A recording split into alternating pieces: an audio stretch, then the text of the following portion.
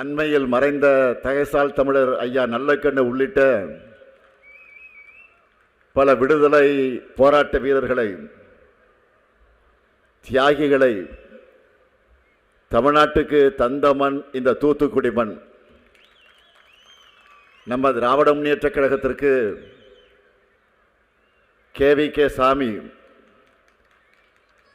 தலைவர் கலைஞர் அவர்களால் முரட்டு பக்தன் என அழைக்கப்பட்ட அண்ணன் என் பெரியசாமி உள்ளிட்ட பல கழக தீரர்களை தந்த மண். ராமநாதபுரம் மாவட்டம் பரமக்குடியில் பரப்புரையை முடிச்சுட்டு தூத்துக்குடி வருவதற்கு 2 மணி நேரம் ஆச்சு. தூத்துக்குடியில் பரப்புரை என்றதுமே வர்ற வழியில் கடந்த 5 ஆண்டில் இங்கே எத்தனை முறை வந்திருக்கோன்னு நான் யோசிச்சுக்கிட்டே வந்தேன். எனக்கே மலைப்பாக இருந்துச்சு. எத்தனை அரசு நலத்திட்ட விழாக்கள், எத்தனை ஆய்வுகள், எத்தனை தொழிற்சாலைகளை தொடக்க விழா, புதுமை பெண் திட்டத்தினுடைய விரிவாக்கம், எல்லாத்துக்கும் மேல தொடர்ச்சியாக 3 ஆண்டுகள் தூத்துக்குடி இயற்கையுடைய சீற்றத்திற்கு ஆளாகி வெள்ளத்தால் பாதிக்கப்பட்டப்போ தூத்துக்குடிக்கு ஓடோடி வந்து பார்த்தேன். 10க்கும் மேற்பட்ட அமைச்சர்களையும் கூடுதல் அதிகாரி உட்பட மொத்தம் அரசு இயந்திரத்தையும் உங்கள் மாவட்டத்திற்கு அனுப்பி வச்சு மீட்பு பணிகளை முடக்கிவிட்டேன். அப்போ ஒன்றிய அரசு 1 ரூபாய் கூட தராத நிலையில் நம்ம அரசு சார்பில் நிவாரண உதவிகளை அறிவித்து 666 கோடி ரூபாய் மதிப்பிலான நிவாரண உதவிகளை நேரில் வந்து வழங்கின. அது மட்டுமா, வெள்ள பாதிப்பில் அதிகம் பாதிப்படைஞ்ச குடும்பங்களுக்கு தலா 6000 ரூபாய் வழங்கணும். இப்படி தூத்துக்குடி இதுவரை எப்போவே பார்க்காத அளவு அதிக திட்டங்களை கடந்த 5 வருஷத்தில் செயல்படுத்தி இருக்கிறோம். அதற்கு முக்கிய காரணம், இங்கே வரவேற்புரையாற்றின கழகத்தினுடைய துணை பொதுச் செயலாளர் என்னுடைய அருமை தங்கை கனிமொழி அதற்கு ஒரு பெரிய காரணம். கனிமொழி அவர்கள் உங்கள் மாவட்ட நாடாளுமன்ற உறுப்பினராக இருக்கிற காரணத்தால் என்கிட்ட பேசி எப்படியாவது பல்வேறு திட்டங்களை வாங்கிடுறாங்க. அதே மாதிரி அதிகாரிகளும் பொறுமையாக கனிங்கிற பேருக்கு தகுந்த மாதிரி கனிவோடு பேசி எல்லா வேலைகளையும் வாங்கிடுவாங்க. அது மட்டுமல்ல,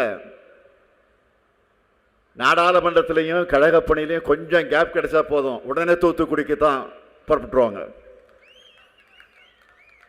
நான் ஃபோன் பண்ணுற போது, என்னம்மா, நானே கேட்பேன், என்னம்மா தூத்துக்குடி தான் இருக்கியா அப்படின்னு கேட்பேன். கனியை சிரிச்சுக்கிட்டு ஆமான்னு தூத்துக்குடி தான் சொல்லுவாங்க. இப்படி பணி செஞ்ச காரணத்தால் தான் பின்தங்கிய மாவட்டங்கள் இருந்த இந்த தூத்துக்குடி இப்போ வேகமாக வளர்ந்து முன்னேறி சவுத்தில் முக்கியமான கவனிக்கப்படுகிற மாவட்டமாக இருக்கு. இது உண்மைன்னு நிரூபிக்கக்கூடிய வகையில் 2 நாளைக்கு முன்னாடி இந்து நாளேட்டில் ஒரு கட்டுரை செய்தியாக வந்திருக்கு. அவங்க படித்தாங்கன்னு தெரியல, நீங்கள் பார்த்துருக்க வாய்ப்பு இல்லை. 2 நாளைக்கு முன்னாடி வந்துச்சு இந்த செய்தி. ஒரு காலத்தில் பின்தங்கிய மாவட்டங்கள் என அறியப்பட்ட தூத்துக்குடி உள்ளிட்ட தென் மாவட்டங்கள் திராவிட மாடல் ஆட்சியில் அந்த இமேஜை உடைச்சு வெளியே வர தொடங்கிச்சுன்னு எழுதியிருந்தாங்க. இந்த அளவுக்கு சாதனைகளை செஞ்சு காட்டின உரிமையோட, உறவோட, பாசத்தோட உங்களை பார்த்து நம் மதச்சார்பற்ற முற்போக்கு கூட்டணி வேட்பாளருக்கு ஆதரவு கேட்க வந்திருக்கிறான். இப்போ உங்க அனுமதியோட நமது வெற்றி வேட்பாளர்களை அறிமுகப்படுத்தலாமா? உங்க அனுமதியோட அறிமுகப்படுத்தலாமா? முதல்ல தூத்துக்குடி சட்டமன்ற தொகுதி நமது வெல்லும் வேட்பாளர் அமைச்சர் கீதாஜீவன் அவர்கள், நம்முடைய கழக தீரர் என்னுடைய ஆறுயிர் அண்ணன் என் பெரியசாமியுடைய அருமை மகள், என்னால பெண் சிங்கம் என்று பாராட்டப்பட்டவர். திராவிட மாடல் ஆட்சியில் கலைஞர் மகளிர் உரிமை தொகை, முதலமைச்சரின் காலை உணவு திட்டம் உள்ளிட்ட இது போன்ற முத்திரை திட்டங்களுக்கு பொறுப்பான சமூக நலம் மற்றும் மகளிர் உரிமை துறை அமைச்சர். உங்க மண்ணின் மகள் கீதாஜீவனுக்கு உதயசூரிய சின்னத்தில் மீண்டும் வாக்களிக்கணும். அடுத்து இல்லைம்மா போயிடாதீங்க, இன்னும் கொஞ்ச நேரம் இல்லைங்க, 5 நிமிஷம் முடிச்சிடுறேன். அடுத்து திருச்செந்தூர் சட்டமன்ற தொகுதி நமது வெல்லும் வேட்பாளர் அமைச்சர் அனிதா ராதாகிருஷ்ணன் அவர்கள், மீன்வளம், மீனவர் நலன் மற்றும் கால்நடை பராமரிப்புத்துறை அமைச்சராக இருந்து மீனவர் நலனுக்காக பல்வேறு திட்டங்களை தீட்டியவர். தூத்துக்குடி தெற்கு மாவட்ட கழகத்தினுடைய செயலாளர். இதுவரை திருச்செந்தூர் தொகுதியில் 6 முறை போட்டியிட்டு எல்லா முறையும் வெற்றி பெற்றவர். இதிலிருந்த அவர் எப்படிப்பட்ட செல்வாக்கோடு தொகுதியில் இருக்கிறார். இந்த முறையும் அதிகப்படியான வாக்கு வித்தியாசத்தை வெற்றி பெற உதயசூரியன் சின்னத்தில் வாக்களிக்கணும். அடுத்து விளாத்திக்குளம் சட்டமன்ற தொகுதி நமது வெல்லும் வேட்பாளர்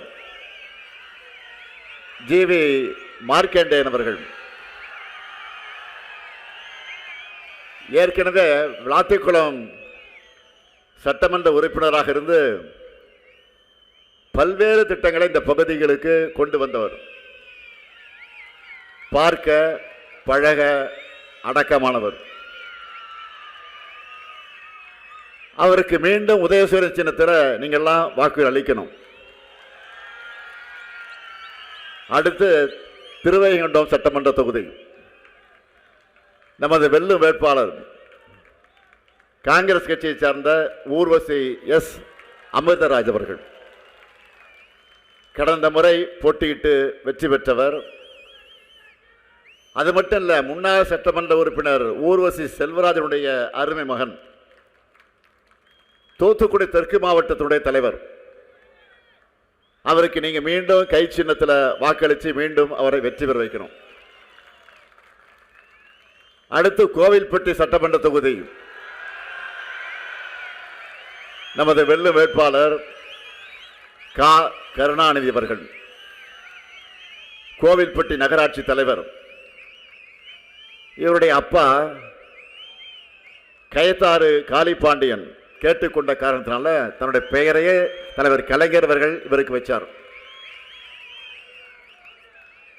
அந்த காலத்தில் குடிநீர் தட்டுப்பாட்டு நிலவன கோவில்பட்டிக்கு சீவலப்பேரி நீரை கொண்டு வந்து தாகம் தீர்த்தவர் தான் முதலமைச்சராக இருந்த தலைவர் கலைஞர் அவர்கள்.